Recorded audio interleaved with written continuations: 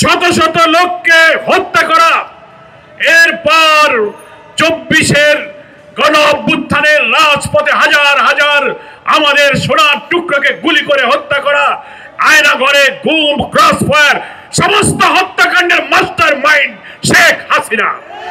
এই কথা চিৎকার করে বলার প্রয়োজন নেই। দেশ এবং দুনিয়ায় প্রতিষ্ঠিত সমস্ত হত্যার মাস্টার মাইন্ড হচ্ছে শেখ হাসিনা। এবং এত নিষ্ঠুর, এত ফ্যাসিস্ট।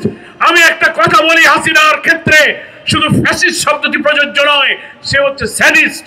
স্যাডিস্ট ইংরেজিতে তাকেই বলা হয় যে খুন, হত্যা, নিষ্ঠুরতা, নির্মমতা, রক্তপাত দেখে যে পাষাণ হৃদয় এনজয় করে, আনন্দ বোধ করে, উপভোগ করে, তাকে বলা হয় স্যাডিস্ট।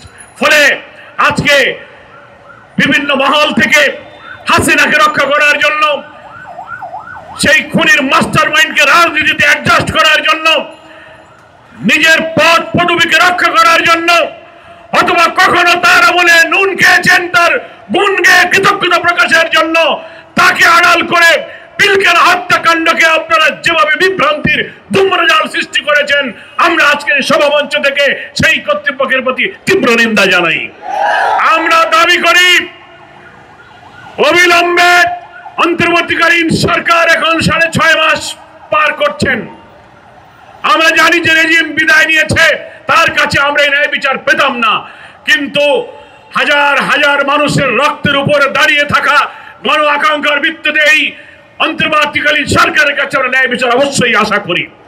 ফলে বিলম্বে হলেও আজকে যে কমিশন গঠন করা হয়েছে বিডিআর, পিলখানা এবং সেনা হত্যার ব্যাপারে, দুইটি প্রশ্ন দুনিয়ার সামনে যে এই হত্যাকাণ্ডে ক্ষমতাসীন শাসকের কি ভূমিকা ছিল, এই হত্যাকাণ্ডে সেই সময়ে আওয়ামী লীগের প্রেতাত্মা রাজনৈতিক দলের কি ভূমিকা ছিল, আর আধিপত্যবাদী বিদেশি শক্তির কি ভূমিকা ছিল, এই ভূমিকার তদন্ত করে পুনরায় একটা জাতির সামনে তথ্য প্রকাশের জন্য নতুন করে যে কমিশন গঠন করা হয়েছে, বিলম্ব না করে এই সরকারের দায়িত্ব পালনের আমলেই এই কমিশনকে জাতির সামনে তথ্য দিতে হবে।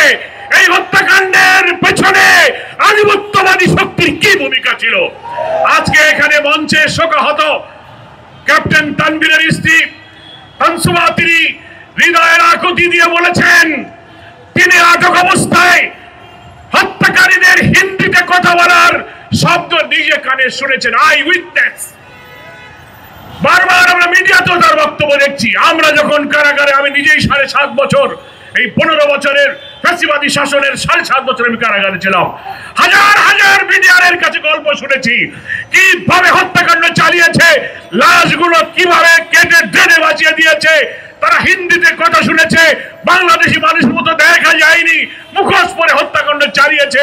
ফলে আজকে আপনি বলবেন ওই হত্যাকাণ্ড কারা করেছে, এটাকে নতুন করে এত বছর পর প্রশ্নবিদ্ধ করার অর্থ হলো এই বিচার প্রক্রিয়াকে আপনারা চাপা দিতে চাচ্ছেন।